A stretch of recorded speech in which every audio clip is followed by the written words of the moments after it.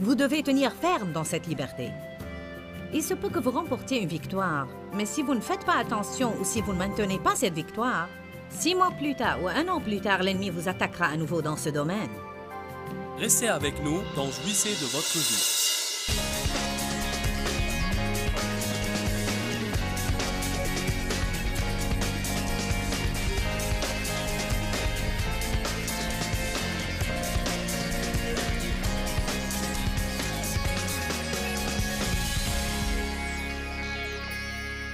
Vous avez à décider aujourd'hui même de vous réjouir là où vous êtes sur votre chemin vers le but.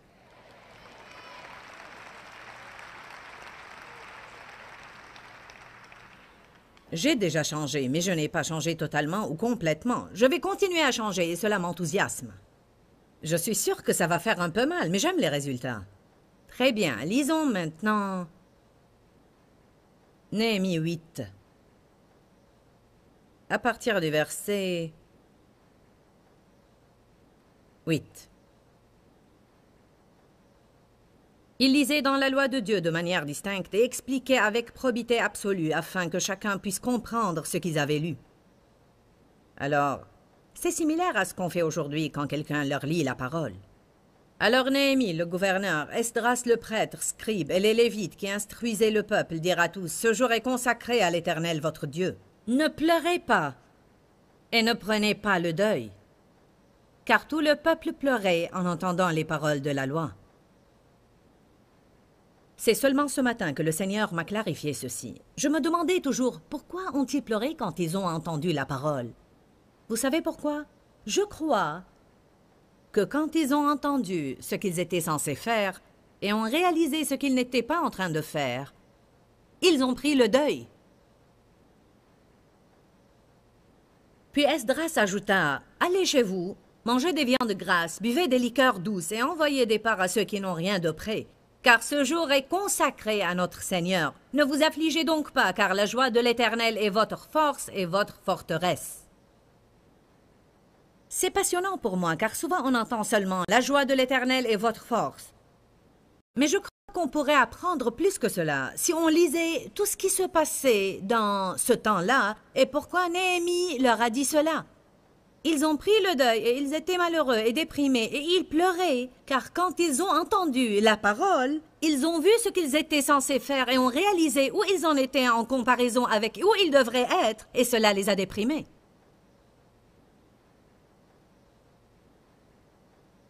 Si vous ne faites pas attention et vous ne savez pas qui vous êtes en Christ, alors tout message pourrait vous décourager. Vous sortirez d'une réunion dans un état pire que vous ne l'étiez en rentrant, surtout si le pasteur ne traite pas le sujet de tous ses côtés. Je prêche de durs sermons, mais je crois que je guide toujours les gens.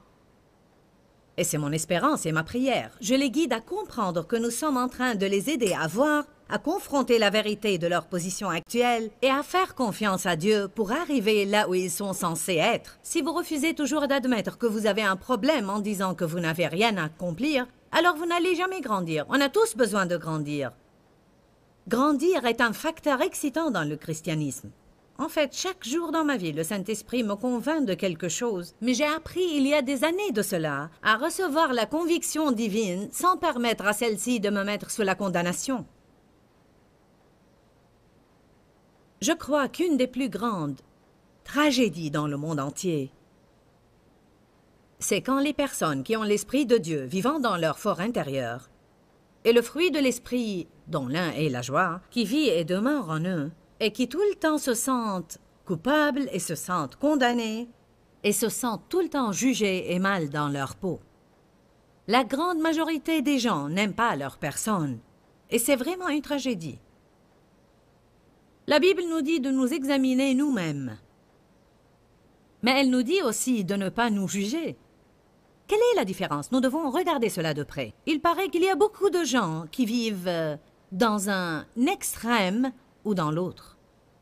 Il y a des personnes qui n'ont aucun remords envers quoi que ce soit. Et quoi qu'ils fassent, ils ne sentent jamais qu'ils sont fautifs ou qu'ils ont commis une erreur. Ils vivent comme s'ils avaient la tête dans les nuages. Ils blessent les sentiments des autres, les traitent brutalement et ne s'intéressent qu'à eux-mêmes.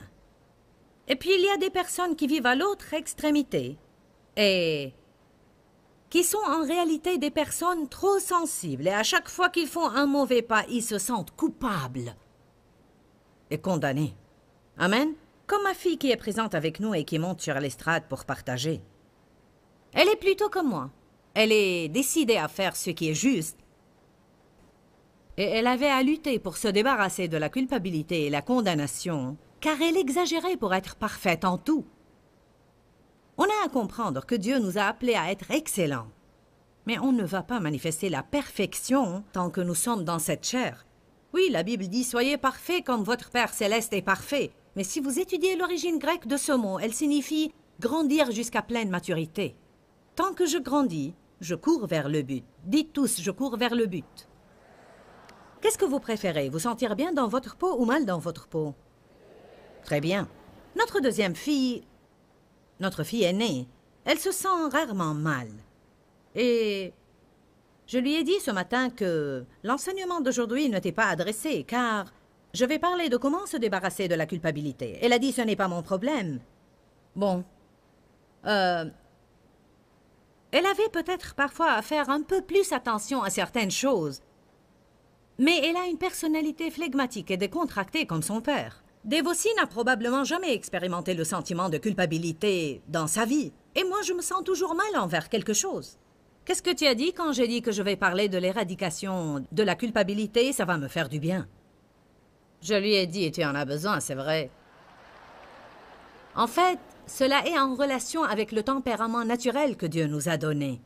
Pour certaines personnes, par exemple, il est plus facile pour elles d'oublier les choses que pour d'autres personnes. Pour notre fille aînée, un des domaines dans lequel elle a vraiment expérimenté la culpabilité est celui d'être une bonne maman. J'étais en train de penser à cela et j'ai pensé, vous savez pourquoi elle s'est sentie coupable dans ce domaine? Parce que c'est peut-être le domaine le plus important pour elle. Depuis qu'elle avait l'âge de 8, 9, 10 ans, tout ce qu'elle a voulu, c'était se marier et avoir des enfants.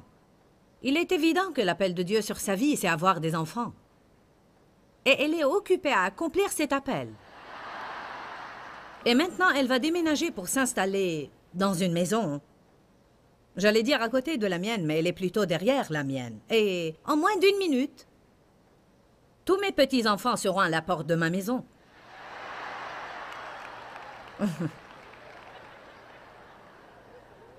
Cela m'est excitant et je crois que ça va être une bonne diversion pour moi.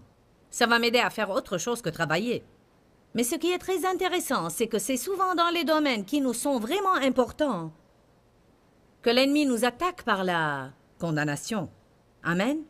Alors on a à se débarrasser de la culpabilité et de la condamnation, car la Bible dit « Il n'y a maintenant aucune condamnation pour ceux qui sont en Jésus ». Allons à 1 Corinthiens 11, verset 31.